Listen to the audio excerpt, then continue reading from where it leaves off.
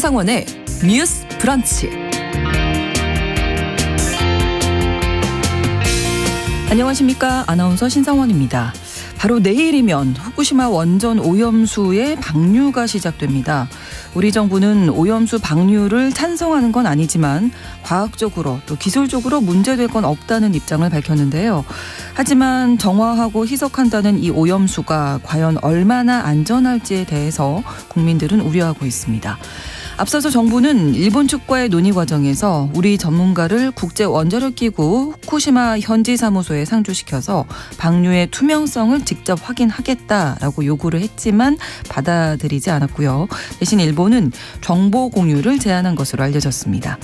이제 오염수 방류가 코앞으로 다가온 상황인데요. 전국 곳곳에서는 이를 반대하는 집회가 잇따르고 있습니다. 오늘 첫 번째 뉴스픽에서 내일 방류가 예정된 후쿠시마 오염수에 대해서 조목조목 짚어보겠습니다. 두 번째 뉴스픽도 역시 일본과 관련이 있네요. 미국 국방부가 최근 동해상에서 한미일 훈련을 실시하면서 훈련 장소를 일본해라고 표기했습니다. 한국과 일본 사이의 바다를 지칭하는 동해는 한국이 2000년 넘게 사용해 오고 있는 명칭이죠. 미국 국방부는 일본해가 공식 표기가 맞다며 일본해라고 쓰는 건 미국 정부기관들의 정책이라고 밝혀서 논란입니다. 사이버 외교사절단 반크 등은 미국에 정식 항의했는데요. 오늘 두 번째 뉴스픽에서 동해와 관련된 문제에 대해서 짚어보겠습니다. 8월 23일 수요일 신성원의 뉴스 브런치 문을 열겠습니다.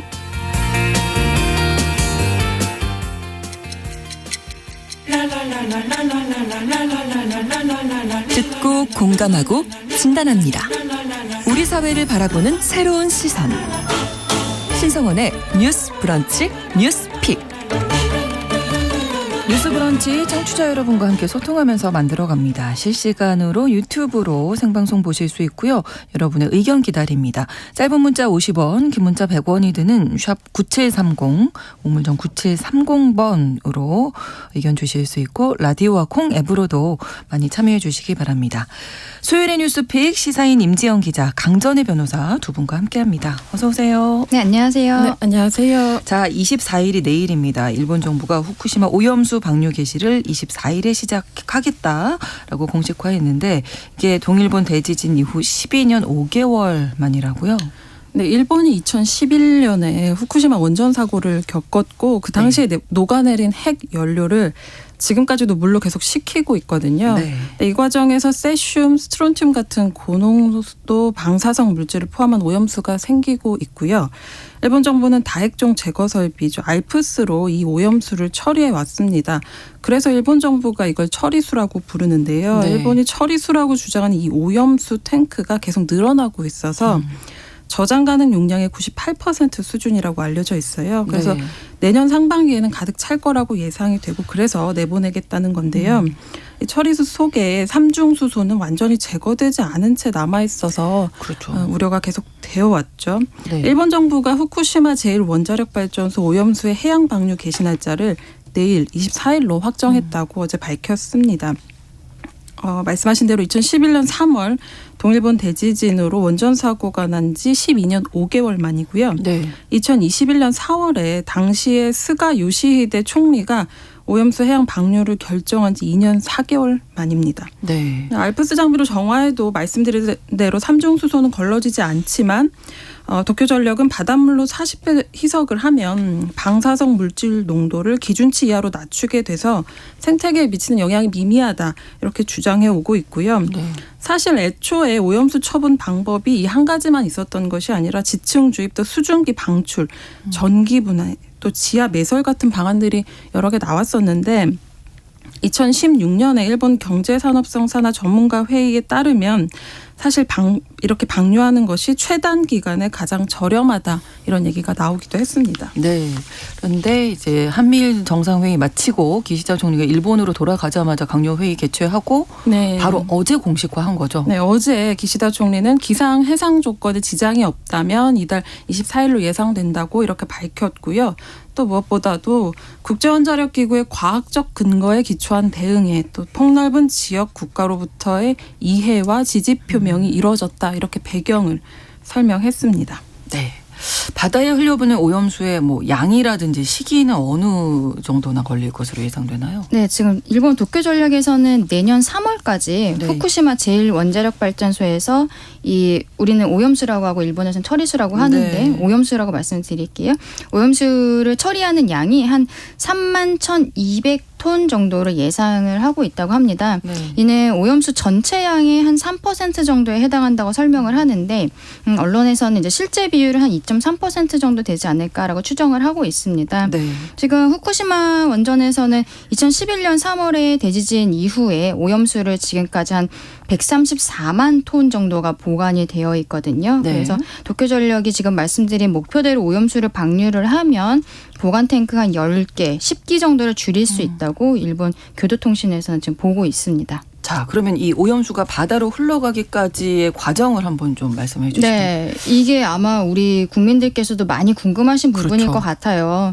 어떻게 희석을 시키느냐 네. 그 얘기인데요. 일단은 사고 과정을 말씀을 드리면 그러니까 2011년 3월에 동일본 대지진이 있을 때 쓰나미 때문에 냉각 기능을 잃었어요. 제1원전에서 이거를 노심 용융 사고라는 것이 발생을 했습니다. 멜트다운이라고 하는데요. 네. 이 녹아내린 해결료 찌꺼기 데브리라고 하는데 이게 남아 있어갖고 아까 우리 임 기자님도 말씀해 주셨지만 이거 냉각하기 위해서 물을 계속 뿌리고 있어요. 네. 요러면서 이 과정에서 고농도 방사성 물질을 포함해서 오염수가 발생을 하고 있는 거고 네. 그 원재료 건물 안으로 또 지하수랑 빗물도 섞여서 들어오고 있는데 이렇게 해서 하루에 한 100톤 가량 오염수가 발생을 하고 있는 상황입니다. 그래서 현재까지 상황은 도쿄전력에서 알프스를 사용을 해서 오염수에 처리되는 방사성 물질을 기준치 이하로 제거를 하고 있고 그리고 이 처리를 한 후의 물을 일본 정부는 아까 말씀드린 것처럼 처리수라고 말하고 있는데 일본에서는 네. 여기 트리튬이 남아 있는 거예요. 현재 기술로는 이거를 완전히 제거할 수는 없다고 합니다. 예, 그래서 이거는 원전 부지 내에 설치한 탱크에 저장을 하고 있는 거죠. 지금 뭐 탱크 용량이 한 98% 수준까지 이미 다 차 있다고 하는데 이거를 그러면 해양 방출을 할 때 어떤 과정을 거치냐. 첫 번째로는 측정을 합니다. 네. 알프스에서 처리해서 처리수를 만든다고 말씀드렸잖아요. 네네. 그러면은 이 처리를 한 다음에 먼저 방사능 농도를 측정을 해요. 그런 다음에 규제 기준치 이하라는 것을 확인을 하게 됩니다. 네. 근데 이걸 한 2개월 정도에 걸쳐서 방사성 물질이 규제 기준치를 밑돌고 있는 거를 확인을 먼저 한다고 합니다. 이러면은 이 처리수를 오염수를 배관을 통해서 바다 쪽에 있는 해수와의 희석 설비로 옮겨지는데요. 먼저 네. 측정을 하고 그 다음에 2단계로 희석을 하는데 네. 아시는 것처럼 바닷물이랑 섞는 거예요. 이 네, 오염수를 바닷물이랑 섞는데 이 원전 부근에 있는 에서 가져온 해수를 사용을 하고 세대 이송 펌프를 통해서 처리수를 오염수를 100배 이상으로 희석을 하게 됩니다. 그렇게 네. 하면은 도쿄전력에서 봤을 때는 이 트리튬은 사라지지 않는다고 말씀드렸잖아요. 지금 네. 기술로는. 이 트리튬 농도를 그 일본 규제 기준의 40분의 1 수준인 리터당 1,500 베크렐 미만으로 희석할 수 있다고 해요. 네. 이거는 또 세계보건기구가 정한 음료수 기준의 7분의 1 정도까지 낮출 수 있다라고 지금 일본에서는 주장을 하고 있습니다. 네. 3단계로는 이제 방출을 하면서 모니터링을 하게 되는데 하루에 한 최대 500세제곱미터 정도를 방출을 한다고 해요. 그러면서 연간 트리튬 방출량을 22조 베크렐 미만으로 지금 설정을 해놨다고 합니다. 이런 식으로 방출을 하는데 또 그러다가 뭔가 자연재해 같은 게 왔을 때 이것도 망가지는 거 아니야? 여기 사고가 네. 날 수도 있죠. 그거에 대한 리스크 대책도 마련을 했다고 하는데 일단 긴급 차단 밸브가 2곳에 있다고 합니다. 근데 한 개가 방조제 안쪽 높은 곳에 설치를 했고 뭐 전원이 끊긴다든지 이럴 때 긴급 상황 발생하면은 차단 밸브가 자동으로 닫히는 구조라고 해요. 네. 그래서 또 누출 위험을 줄이기 위해서 이 오염수를 안반 속을 굴착해서 안반을 아예 그 돌을 굴착을 해서 이 내경을 한 2.6m 정도 터널을 만들었는데 네. 요 안으로 흘러서 누출 위험도 줄였다라고 하고요. 그래서 결과적으로는 원전 부지에서 한 1km 정도 바다 쪽으로 떨어진 지점에 해수면으로부터 한 12m 정도 아래 그쪽에 처리수 방출구가 있다고 합니다. 자, 그렇습니다. 이제 어제 우리 정부도 기자회견을 가졌는데요. 그러니까 일본 오염수 방류가 과학적, 기술적 문제는 없다 이렇게 밝힌 거죠. 네, 일본 정부의 이번 방류 계획에 과학적이고 기술적인 문제가 없는 걸로 판단했다 이렇게 밝혔고요. 네. 다만 우리 정부가 오염수 방류를 찬성 또는 지지하는 것은 아님을 분명히 말씀드린다면서 국제 기준에 비춰서 당장 명시적인 문제가 없다는 게 기술적으로 확인됐다는 의미지 지금의 계획이 완전 무결하다고 전제하는 건 아니다 이렇게 말을 했습니다. 네. 이렇게 과학기술적 문제가 없다는 판단 자체가 일본 측의 계획을 토대로 한 거라는 건데요. 실제 방류가 계획과 다르게 진행되면 방류 중단을 요청하겠다 이렇게 밝히고 있습니다. 네. 또 우리 정부가 일본 오염수 방류 이후에 후쿠시마 원전 현장에 국제원자력기구 사무소가 있는데 그것을 정기적으로 방문하기로 했다고 덧붙였고요. 당초에는 원래 한국 전문가가 거기에 상주하는 방안을 요구했는데 네. 국제원자력기구 IAEA가 제시한 절충안을 받아들인 결과로 보입니다. 자, 그러면 오염수 방류 관련해서 정보를 어느 정도나 자세하게 이제 받을 수 있는지 이것도 중요한 문제겠네요. 어제 정부에서는 최신 정보를 정기적으로 공유를 하고 또 위기 상황 대비 핫라인도 구축했다 이렇게 밝혔는데요. 네.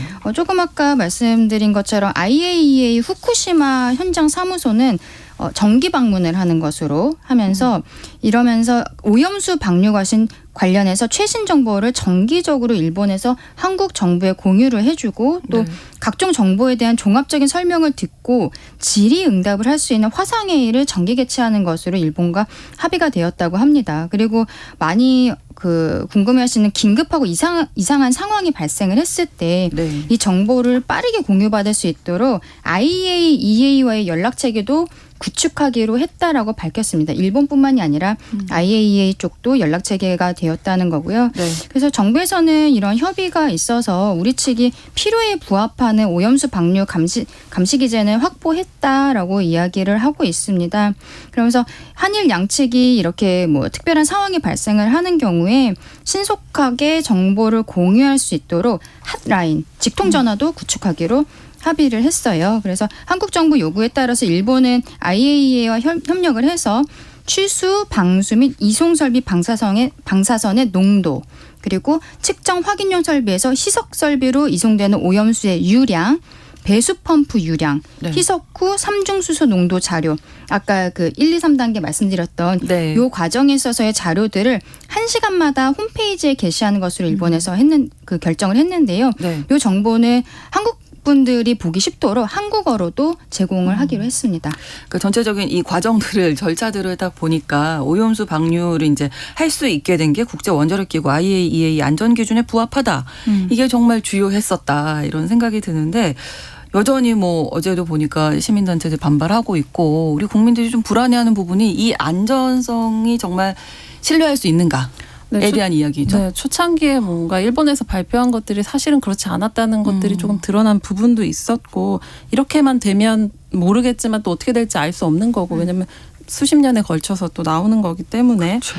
그래서 이제 간접적으로 가장 영향을 많이 받을 우리 어민들 또 시민단체들이 이제 비판하고 있는데요. 국내 시민 환경단체로 구성된 일본 방사성 오염수 해양 투기 조직 공동행동이 있는데 어제 주한 일본 대사관 앞에서 기자회견을 열었습니다.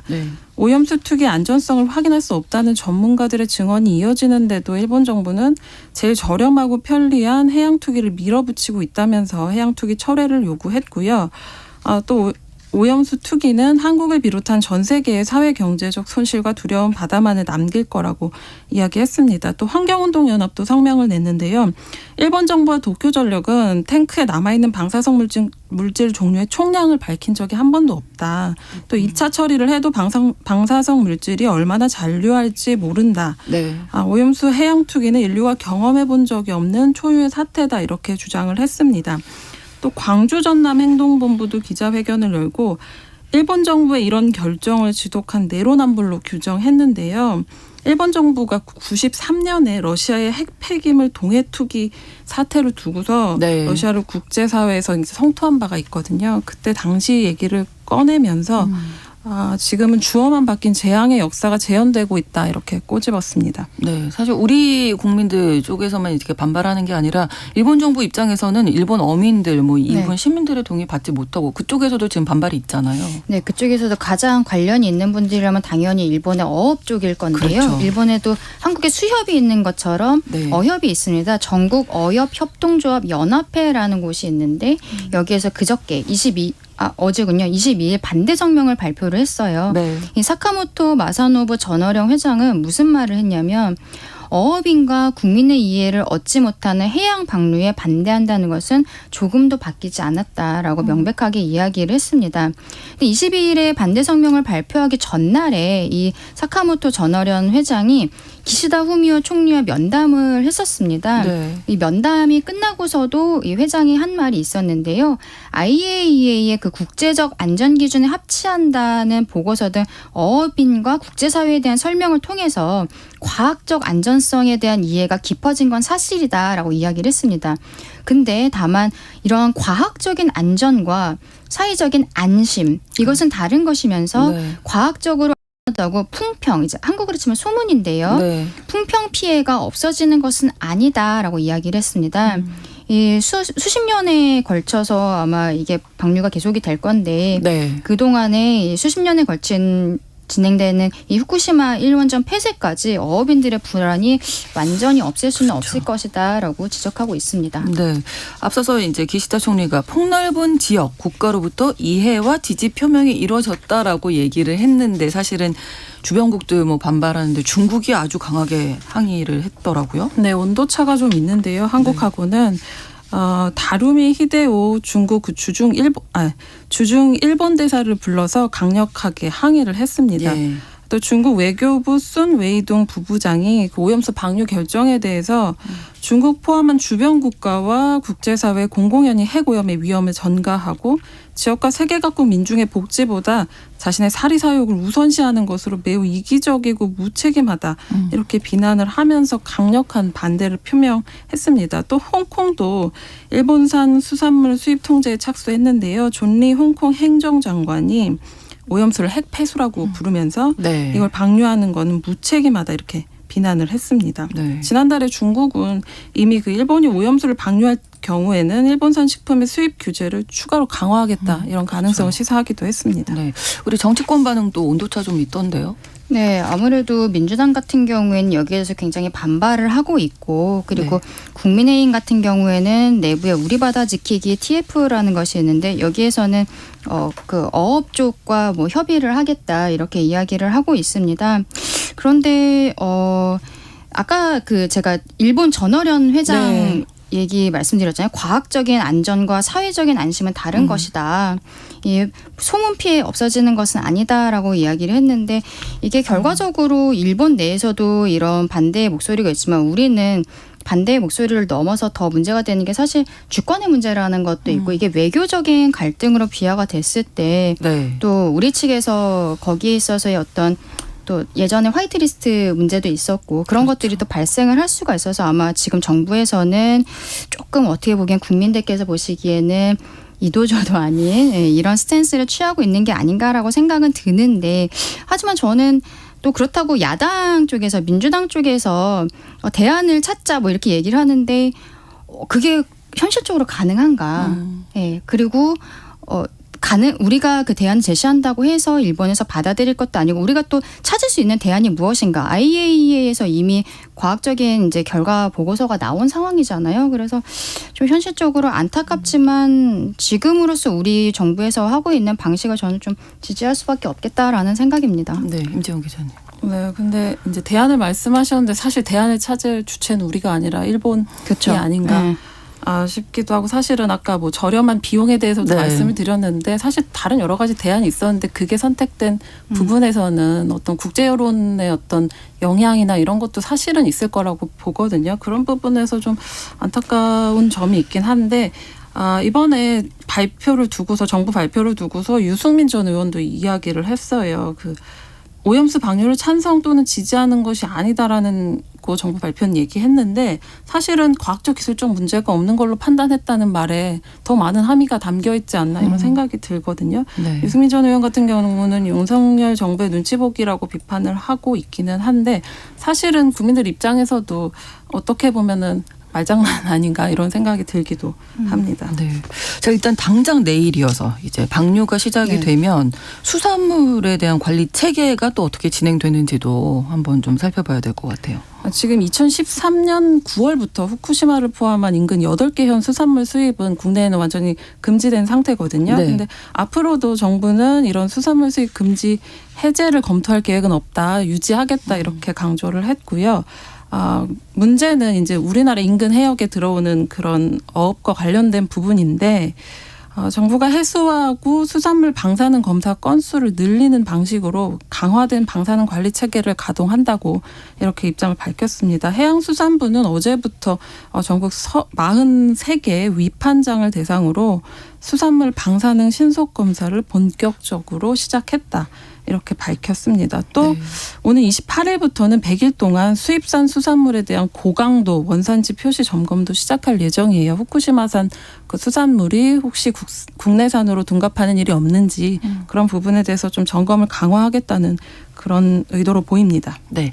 자, 일단은 뭐 지금 시점에서 과학적으로 뭐 안전 기준에 부합한다 이렇게 계속 주장을 하고 있습니다만 이게 오랜 시간 한 30년 보던데요. 네. 방류가 될 때 한참 시간이 흐른 뒤에 이게 또 어떤 문제가 나타나죠. 뭐 이런 생각도 좀 하게 되고 여러 가지 우려의 목소리를 좀 잠재우기는 좀 쉽지 않나 보인다. 네, 이런 뭐 생각이 30년 정도 방류를 할 거라고 하는데 그 일본에서 내일부터 방류를 시작을 하면 우리 정부에서 시뮬레이션 돌린 거에서는 한 4년에서 5년 정도가 지나면 그때부터 한국 인근 바다로 유입된다라고 지금 보고 있어요. 그래서 네. 그때까지 정부에서는 그 일본과는 별개로 공해에서 네. 그 한 8개 정도의 지점에서 후쿠시마 원전에서 한 500에서 1600km 정도 떨어진 그러니까 한국까지는 아직 안 온 지점에서의 계속적인 측정을 하겠다라고 하고 있습니다. 그리고 네. 태평양의 그 다른 인근 10개 지점에서도 도서국들에서도 측정을 진행할 예정이라고 해요. 이거는 대한민국 정부에서 별도로 하겠다는 것인데 네. 그렇게 하면서 이제 한국까지 4, 5년 사이에 들어오는 동안에 계속적으로 뭐가 문제가 있는지를 보겠다라고 하는데 조금 이제 국민들 입장에서는 그러면은 뭐 한 4년, 5년 뒤에 한국에 도달을 하기 전에 우리가 한 3년 차쯤에 뭔가 문제가 있다는 걸 뭐 일본이나 IAEA 한국에서 네. 뭐 알게 네. 됐어요. 그러면 근데 그 전에 이미 방류가 되어 방류가 돼 있으면 있는데 예. 그럴 때는 그것도 어떻게 하는가? 조금이 아니라 이미 늦은 상황이 되잖아요. 네. 그래갖고 그 부분도 좀 불안한 부분은 있지만 어쨌든 뭐 정부에서도 계속적으로 독자적인 노력도 하겠다라고는 밝히고 있습니다. 네, 임지영 기자님. 네, 그리고 일본 오염수 방류 계획이 사실은 알프스가 제대로 작동한다는 전제 하에 성립을 그렇죠. 하잖아요. 네. 그런데 사실 원전 알프스가 가동 초기에 고장이 좀 잦았고 그 사실을 좀 뒤늦게 알려지기도 했었거든요. 네. 그 결과 현재 탱크에 쌓여 있는 오염수 약 70%가 사실은 방사성 물질 기준치를 초과하는 상태예요. 그래서 이걸 적절히 처리해서 내보내기 때문에 문제가 없다고 하지만 굉장히 오랜 방류 기간에 어떻게 적절하게 처리되는지 좀 강화된 지속적인 모니터링이 필요할 것 같고요. 네. 또 삼중수소 관련해서 AIEA 보고서의 어떤 위험성, 그 삼중수소의 위험성이 과소평가됐다는 지적을 받으면서 이런 우려에 대해서 또 정부나 여당은 비과학이라든지 괴담이라든지 이렇게 치부를 하기도 했는데 사실은 어떤 우려 불식을 위해서 노력해야 되는 게 기본 자세가 아닌가 싶기도 하고 저는 그렇죠. 무엇보다 조금 걱정되는 게 우리가 과거에 그 일본 후쿠시마 수산물 수입 제한에서 일본이 한국을 WTO에 제소를 했고 네. 우리가 승소를 했었거든요. 네. 근데 그때 당시 논리를 보면 우리가 이겼던 논리를 보면 후쿠시마 원전 사고로 인한 어떤 환경적인 요인, 직접적으로 이렇게 검출되는 그런 요인이 아니더라도 네. 식품에 잠재적으로 미칠 수 있는 위해성까지 고려해야 한다는 논리가 받아들여진 결과였거든요. 네, 네. 그런데 사실 이번에 방류 조치가 이렇게 이루어지는데 기준치 이하라는 이유 때문이거든요. 이게 네. 근데 별다른 조치가 없다면 당시 방어 논리도 흔들릴 수 있는 것이 아닌가 하는 우려 나오고 있는 것 같습니다. 그렇습니다. 2부에서 뉴스픽 계속 이어가겠습니다. 11시 30분부터 일부 지역에서 해당 지역 방송 보내드립니다.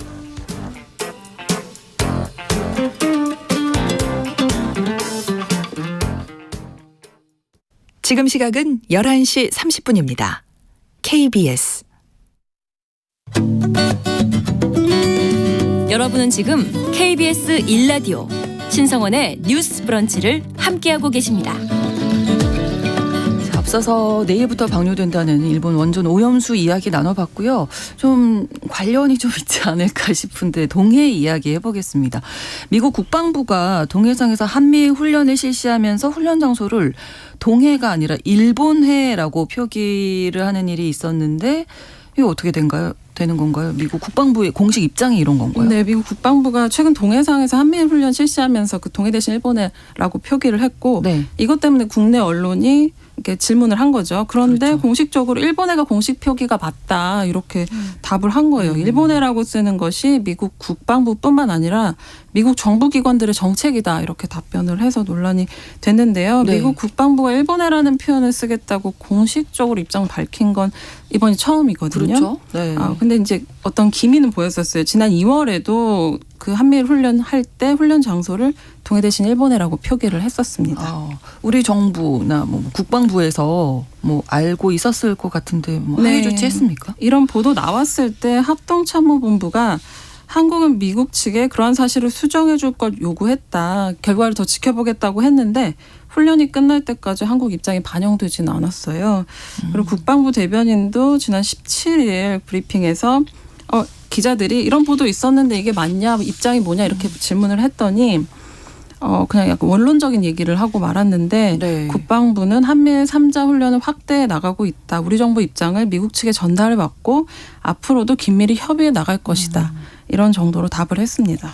글쎄요. 저도 처음 들어보는 것 같은데 실제로 국제적으로 이렇게 동해를 일본해로 단독 표기하는 게 되는 국제법 같은 데는 어떻게 돼 있나요? 이제 국제적으로도 규범이 있는데요. 먼저 예. 동해 수역에 대해서 보면은 한국 그리고 북한, 일본, 러시아 4개국에 인접이 되어 있는 상황입니다. 네. 이 각 국가들의 영해와 배타적 경제 수역으로 구성이 되어 있는데 이건 다시 얘기하면은 동해 수역에서는 여러 국가가 관할권, 그리고 주권적 권리 이런 거를 공유하고 있다는 걸 의미하게 되는데요. 네. 그럼 이 지도를 제작할 때는 어떻게 할 것인가? 이 지도 제작에 일반 원칙이 있습니다. 국제수로기구와 유엔 지명 표준화 회의의 결의 이런 게 있는데요. 네. 여기에서 확인을 할 수가 있습니다. 2개 이상의 국가가 공유하고 있는 지역물에 대한 지명은 일반적으로 관련국들이 협의를 통해서 예. 결정을 하게 됩니다. 네. 근데 지금 우리처럼 이 지형의 명칭에 대해서 합의를 못하는 경우에는 네. 각각 국가에서 사용하는 지명을 병기하도록 되어 있어요. 네. 네, 그리고 또 이제 동해 같은 경우에는 유엔 해양법 협약에 의해서 규정된 반폐쇄해에 해당하거든요. 반폐쇄해라는 거는 2개국 이상에 의해서 둘러싸이고 좁은 출구에 의해 다른 바다나 대양과 연결되거나 또 그 대부분이 2개국 이상 연안국의 영해와 배타적 경제 수역으로 이루어진 내만 또는 바다입니다. 딱 보면은 우리 한국 그리고 위에는 이제 러시아 있고 그렇죠. 오른쪽에는 동쪽에는 일본 있고 이렇게 딱 반폐쇄해 이름은 어려운데 우리 그 바로 알아들으실 수 있는 이런 건데요. 이렇게 아까 말씀드린 그 지도 제작에는 일반 원칙과 결의가 있다고 말씀드렸잖아요. 그래서 우리 정부는 일본이랑 협의를 시작을 했었던 거예요. 근데 그동안에 일본에서 전혀 이제 타협이 되지 않았던 겁니다. 태도가 비타협적인 태도로 나와서 논의가 아무런 성과를 거두지 못하고 현재 이제 교착 상태에 빠져 있는 상황인 거죠. 그래서 우리 입장에서는 대한민국 정부에서는 이러한 국제 규범에 따라서 동해와 일본에는 병기돼야 한다. 이렇게 지금 주장을 하고 있는 겁니다. 지금 그럼 국제사회에서 이 동해를 어떻게 표기를 하고 있나요? 일반적으로? 그런데 외교부 입장을 좀 말씀드리면 네. 우리 정부가 어떤 교섭으로 인해서 세계 언론이나 또 각국의 지도 제작사, 출판사 등에서 최근에 동해하고 일본에 병기하는 사례가 늘어나고 있다는 건데요. 네. 일본 외무성하고 우리나라 외교부 조사 결과에 따르면 2000년에는 2.8%만 이렇게 병기를 했는데 네. 2005년에 10%가 넘었고 2009년에는 10% 정도가 동해 일본해를 병기하고 있는 것으로 나타났다 이렇게 밝히면서 이게 국제적으로 어쨌든 병기하는 경우가 꾸준히 증가하고 있고 국제사회 인식과 이해가 확산되고 있다 이렇게 이야기를 하고 있습니다. 그렇지만 이번 사례에서도 볼 수 있듯이 실제 눈앞의 사례가 이렇게 나타나고 있어서 그러네요. 온도차가 느껴지는 것 같습니다. 네, 역사적으로도 동해잖아요. 네, 한국에는 2000년 이상 사용해오고 있는 명칭이 바로 동해입니다. 이거는 삼국사기, 동명왕편이나 팔도, 총도 이런 데들 다양한 사료와 고지도에서 사실 확인이 되고 있어요. 그런데 네. 지금 일본에서 이야기하고 있는 일본해라는 명칭에 대해서는 1602년에 그 서양에서 마테오 리치의 고녀 만국전도라는 게 있었는데 이때 처음 사용이 된 명칭이라고 일본에서는 주장을 하는데 네. 이게 일본인 스스로가 당시에 동해 수역 지명을 일본어로 인식하지 않았던 게 사료를 통해서 증명이 지금 되고 있거든요. 네. 그래서 일본의 명칭이 19세기 이전에 확립됐다고 지금 일본은 주장을 하는데 일본 변계략도라든지 신제 여제전도 이런 것들에 일본에서 제작된 지도가 있는데요. 네. 여기에서조차 그 동해수역이 조선해로 표기가 되어 있어요. 그렇기 때문에 일본인 스스로도 여기를 일본해라고 표현했던 건 아니다라는 건데 그렇다면 이게 왜 지금 일본해라는 표현을 쓰고 있는가? 그거는 세계 지도가 본격적으로 제작됐던 게 19세기 말에서 한 20세기 초인데요. 네. 그때 일본이 이제 아시아의 강국으로 부상을 했던 그렇죠. 거죠. 네, 네. 그러면서 동해수역을 일본해라는 그 표기, Sea of Japan으로 그 표기가 널리 알려지기 시작을 했던 겁니다. 아까 말씀드렸던 국제수로기구 있었잖아요. 네. 여기가 되게 중요한 그 명칭에서 되게 중요한 기구인데 해안과 바다의 경계라는 거를 초판을 1929년에 발간을 했었어요. 그럼 보통 왜 이름이라는 건 처음에 한 번 지어지면은 그렇죠. 이거 쭉 가게 바꾸기가, 되잖아요. 네. 근데 1929년은 우리는 일본의 식민지였던 거죠.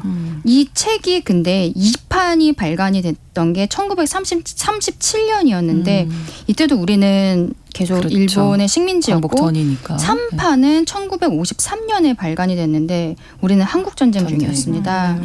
그래서 우리는 이제 이 제일 중요한 자료에 있어서 1판, 2판, 3판 때 어떻게 참여할 수 있는 정황이 되지 않았던 거고 한국전쟁 이후에 대한민국 국가를 재건을 하면서 동해 표기를 반영할 수 있도록 노력을 하고 있는 것이 지금까지 오고 있는 거죠. 네, 그래서 계속 이렇게 독도도 그렇고 우리 역사를 제대로 국제사회에 알리기 위해 노력해온 뭐 사이버 외교 사절단이죠. 반크나 서경덕 교수 같은 경우에 강력하게 항의를 했더라고요. 네, 반크는 그 온라인으로 한국 홍보하고 역사 왜곡을 반박하는 민간 단체인데요. 네. 원래도 그 출판된 해외 지도 표기를 바꾸는 데 집중해 왔고 직접 지도를 만들어서 세계에 배포하는 일도 했는데 이번에 그 일본의 표기 입장을 시정하기 위해서 캠페인에 돌입했습니다. 미국 국방부는 미국 국민들을 대변하나요? 아니면 일본 정부를 대변하나요? 라는 제목의 한국어 영어 제작된 포스터를 만들었고 그걸 네. 미국 국방부에 항의 서한을 보내기도 했습니다. 그리고 또 서경덕 성신여대 교수가 미국 국방부에 한국과 일본 사이 바다 명칭 동해가 맞다 이런 항의 메일을 보냈다고 밝히기도 했어요. 네.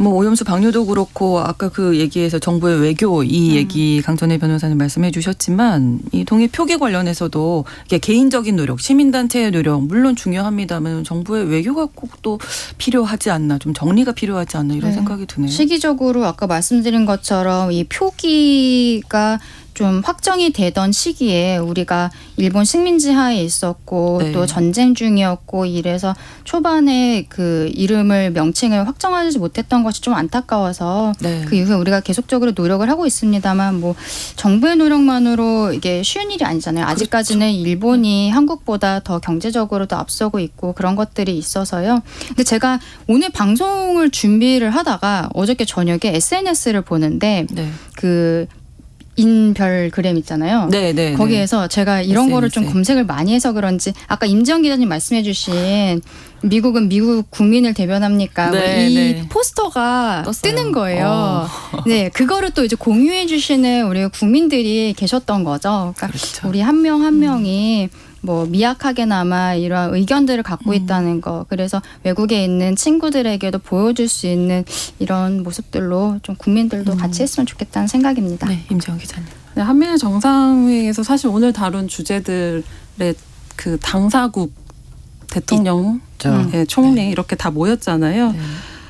근데 어쨌든 대통령이 그 수차례 정상회담 하면서도 오염수 방류 같은 것들에 대해서 국민적인 어떤 반대가 있는데 그런 우려의 목소리를 전혀 전달하지 않았고 어쨌든 정상회의 끝나자마자 이런 방류에 대한 발표가 있었는데 한미일 공조도 좋지만 그 외교 입장에서 봤을 때 우리의 이득이 무엇인가 네. 오염수 방류 또 일본의 표기 관련해서 사실 국민들이 묻지 않을 수 없는 그런 부분이 있는 것 같아요. 네. 그렇습니다. 자, 수요일에 뉴스픽 마무리하겠습니다. 시사인 임지영 기자, 강전혜 변호사 두 분과 함께했습니다. 고맙습니다. 예, 감사합니다. 감사합니다.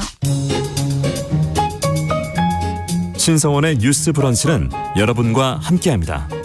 짧은 문자 50원, 긴 문자 100원이들은 샵 9730, 무료인 콩앱과 일라디오 유튜브를 통해 참여해주세요.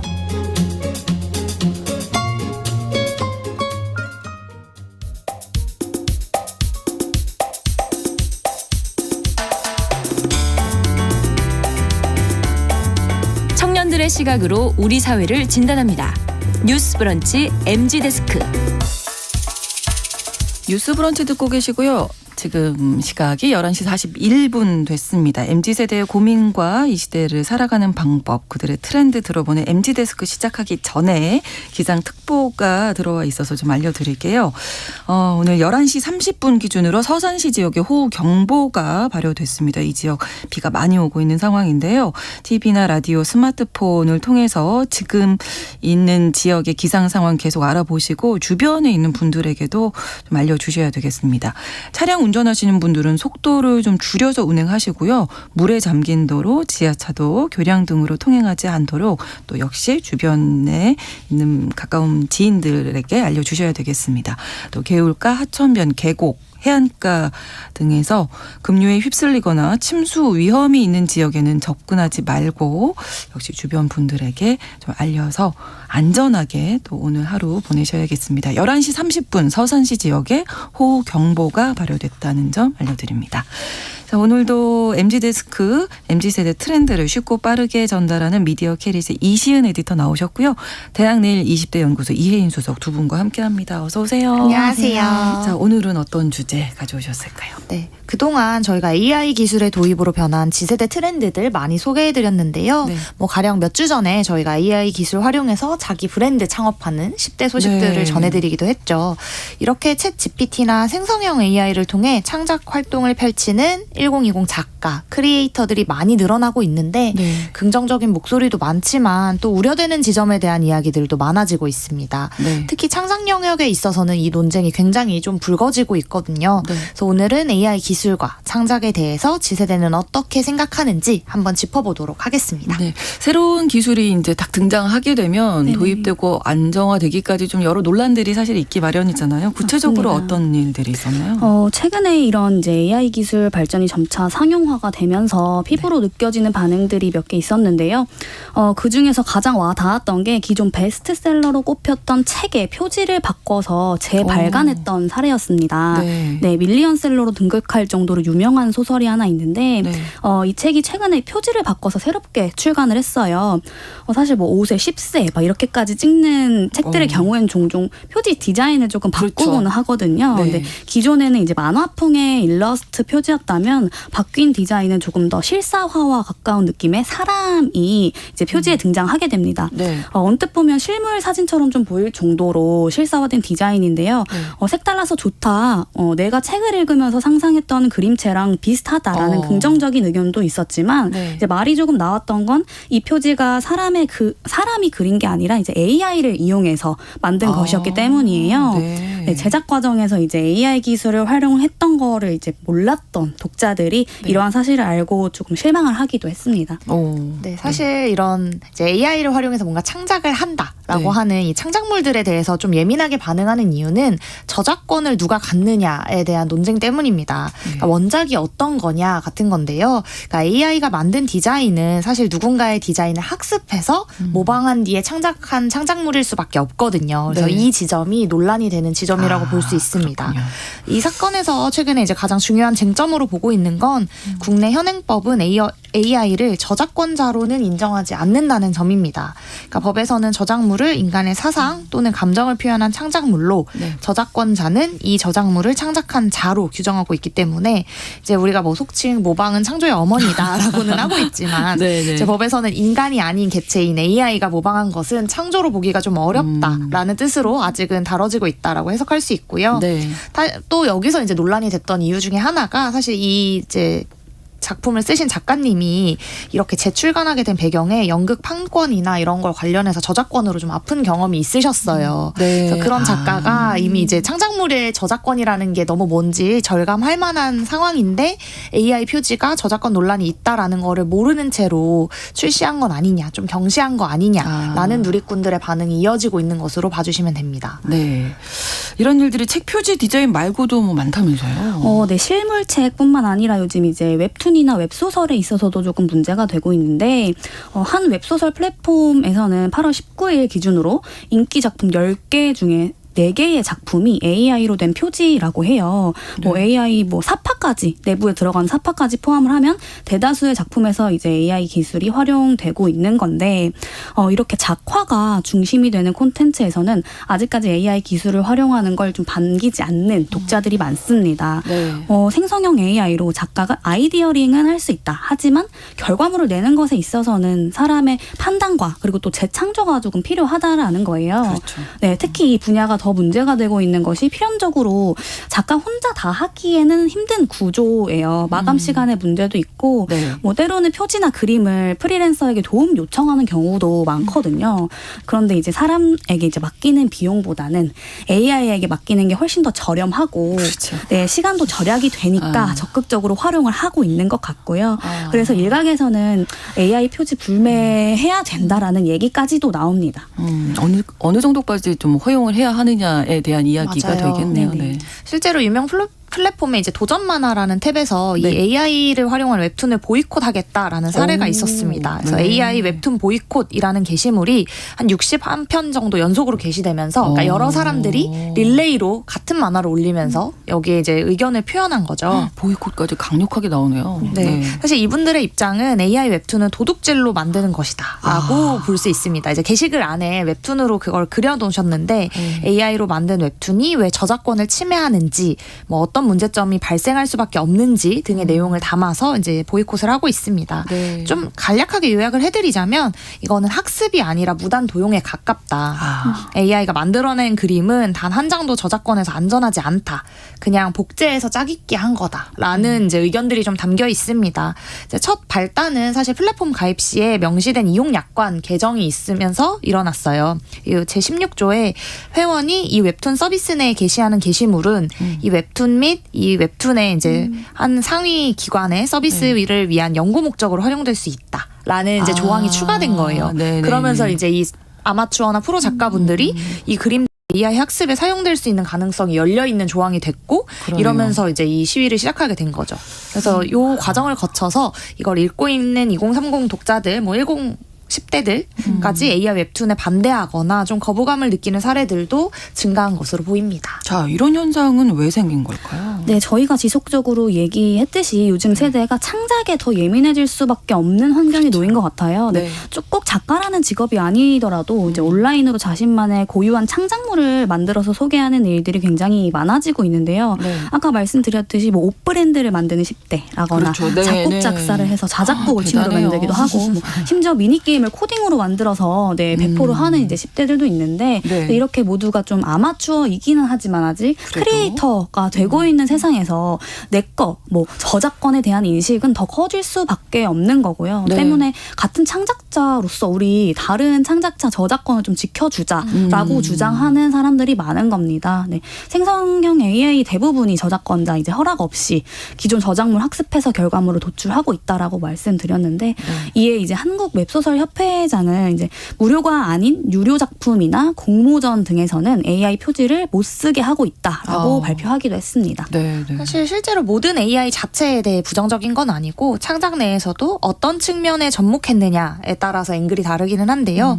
가령 앞서 말씀 주셨는데 특정 일러스트레이터가 자기 그림으로만 학습한 AI를 네. 자신이 활용하는 자기 작품에 등장시키는 건 저작권에 문제가 없잖아요. 그렇죠. 내가 그린 것들을 내가 그렇죠. 교육시킨 거니까. 네, 네, 네. 그래서 그런 것들은 문제가 없다. 그러니까 환영한다라고 보는 거죠. 그러니까 작가가 직접 AI를 학습하게 하고 본인 작업물의 작업 효율을 위해 활용하는 것은 뭐 저작권적으로도 안전하지 그럴 것 같아요. 않느냐라고 네. 얘기를 하고 그래서 AI 표지 자체를 완전 악이라고 규정할 수는 없다라고 이제 말하는 입장들도 많습니다. 네. 그래서 최근에 이제 기업이나 소비자발 컨텐츠에서 AI 기술의 우호적인 사례들도 많이 나타나고 있어요. 그럼 그 우호적인 경우를 좀 알아볼까요?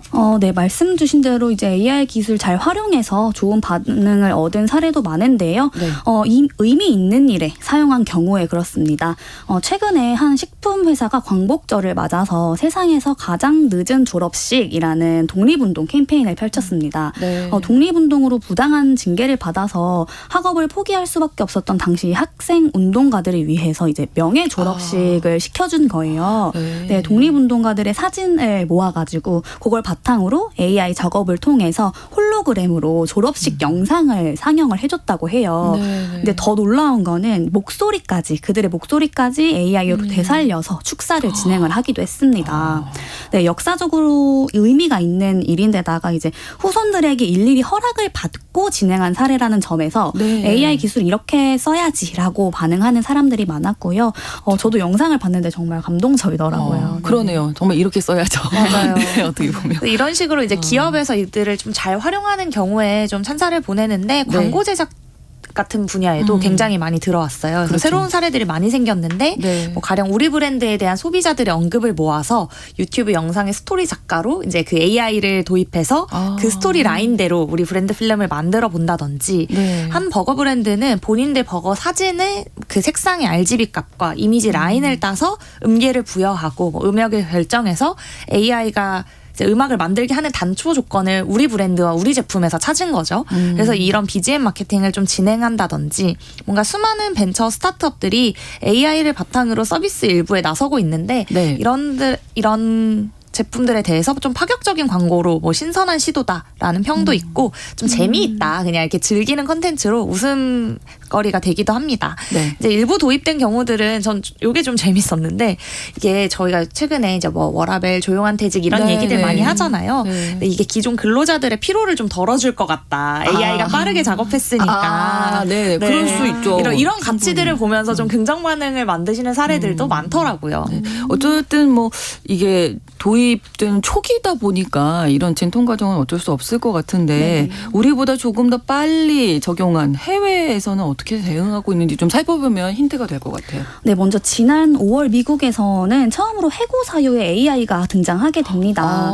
네, 해고당한 직장인 8만 명 중에 4천 명 가까이는 이제 인공지능, 그러니까 AI가 원인이 된 건데 네. 한마디로 AI로 대체할 수 있는 직무라고 판단하는 경우에 해고를 시켰다라는 거예요. 때문에 국가 차원에서는 이제 AI 이니셔티브법이라고 해서 기업에서 이제 AI 활용에 대한 가이드라인을 정하기도 했고요. 네. 그러니까 알아보니까 2022년에만 AI 분야에 17억 달러, 그러니까 하나로 2조 5천억 원 정도 예산을 투입을 해서 이런 문제를 이제 다방면으로 잡겠다라고 이제 노력을 하고 있는 거고요. 네. 예를 들자면 AI를 이용해서 BTS와 비슷한 노래를 만들었어요. 네. 그러면 BTS도 그 수혜를 입게 하는 창작자에 대한 보상을 고민하는 시기로 이렇게 법을 이제 고민을 하고 있다는 거죠. 네. 확실히 이를 이제 미국이 보면 이렇게 먼저 선진적으로 하니까 보면서 그렇죠. 후발주자인 유럽연합, 영국, 일본 등도 이제 AI 관련 입법에 속도를 내고 있다고 합니다. 네. 좀 아쉬운 점은 한국은 다른 국가들에 비해서 이 속도가 조금 더딘 건데요. 네. 이제 사회 현상에서 문제는 글로벌 속도와 비슷하게 굉장히 빠르게 나타나는 오히려 우리가 반면에 제일 빠를 때 많잖아요. 그렇죠. 컨텐츠 강국이기도 해서 이런 게 맞아요. 좀 빨리 나타나는데 네. 법안 개정이 이를 따라오는 속도는 다소 좀 늦다라는 평이 많습니다. 사실 저희도 발의 자체는 되게 빨리 했더라고요. 2021년에 저작권법 전부 개정안이 이제 발의는 됐는데 네. 다양한 이견 속에서 사실 2년가량 아직도 계류 중이라고 하고요. 이제 상업적 사용에 대한 면책 조항에 대해서 창작자들이 권리를 침해당할 가능성이 높다라면서 좀 반발하고 있습니다. 사실 이런 것에 대한 문제는 이제 우리가 우리나라뿐 아니라 글로벌 시장 속에서 경쟁하는 기업들이 굉장히 많아졌어요. 그렇죠. 그래서 미국, EU 등이 주도해서 AI 규범을 만들 경우에 국내 기업들이 해외 시장 진출하는 문턱이 너무 높아지거나 네. 이제 어려움을 겪을 수도 있다는 점에 있습니다. 그래서 다음 달이죠. 오는 9월에 발표 예정인 디지털 권리 장전에 일부 정부 차원의 대책 마련이 조금 포함될 거라고 하는데요. 이런 부분에 대해서 많이 이제 기출을 주목하고 있습니다. 네. 자, 그렇다면 AI와 창작 뭐 이런 부분에 있어서 MZ 세대라고 할 수 있는 두 네네. 분은 앞으로 어떻게 될 걸로 보세요? 많이 발달하긴 할 것 맞아요. 같아요. 근데 최근 사실 그 AI 커버라고 해서 네. 이제 내가 듣고 싶은 음악과 내가 좋아하는 가수가 있으면 그 가수가 불러줬으면 하는 노래가 있어요, 만약. 그러면 그 AI 기술을 활용을 해서 그 가수의 목소리로 네. 노래를 부르는 그런 커버 음악을 만들기도 하거든요. 근데 이렇게 자기 만족의 사이드에서는 이제 재미로 활용을 하고 있는 거예요. 그래서 근데 이걸로 이제 누군가 수익을 얻는다면 그 기준을 어떻게 볼 것이냐 하는 게 또 다른 문제가 되는 거고, 뭐 이렇게 누구나 디지털 콘텐츠를 창작할 수 있는 시대의 AI 기술 거스를 수 없는 흐름이라고 저는 생각을 하는데 네. 어떻게 하면 이런 게 이제 창작자, 직장인들에게 유용한 도구로서 쓰일 수 있을지는 좀 고민을 해야 할 시점인 것 같습니다. 그렇습니다. 네, 앞서 창작자가 본인의 창작 활동에 일부 도움을 받는 일에는 이제 긍정적이다라는 사례들을 말씀을 드렸는데, 이런 식으로 일부 활용하는 케이스부터 뭐 좀 전면 활용한 케이스까지 단계별로 좀 사회에 적용 가능한 가이드라인을 만드는 일이 좀 가장 시급해 보입니다. 특히 요새는 이제 이런 수익 창출이라는 게 꼭 하나의 형태로만 일어나지 않기 때문에 네. 특히 이게 수익을 발생시켰을 때에 대한 가이드라인 같은 것들이 좀 있어야 할 것 같고요. 앞서 말씀드린 대로 글로벌 가이드라인에 걸맞는 국내의 입법도 필요해 보입니다. 아무래도 AI는 국내 모델보다는 아직은 해외 모델이 좀 많아서 네. 이 저작권 부분을 명확하게 해소하지 못하면 향후 많은 창작자들이 어쩌면 이미 지금부터 좀 피해를 볼 수 있는 어떤 기초 작업이 들어갔다라는 생각이 좀 아쉽게 계속 들더라고요. 그렇죠. 그래서 이런 부분에 대한 대비를 빠르게 좀 해보면 이후 활용에 대해서 사회는 좀 더 열린 마음으로 볼 수 있지 않을까 싶습니다. 네. 자, 오늘 MZ데스크 대학내일 20대 연구소 이혜인 수석, 미디어 캐릿의 이시은 에디터 두 분과 함께했습니다. 고맙습니다. 감사합니다. 자, 그리고 앞서서 저희 뉴스픽에서 일제 식민식이라는 표현을 저희 말씀 나누다가 나왔는데 일제 강점기로 수정해서 말씀드리고요. 경기 안산 포천 지역에도 호우경보 발효됐습니다. 오늘 하루 조심하시기 바랍니다.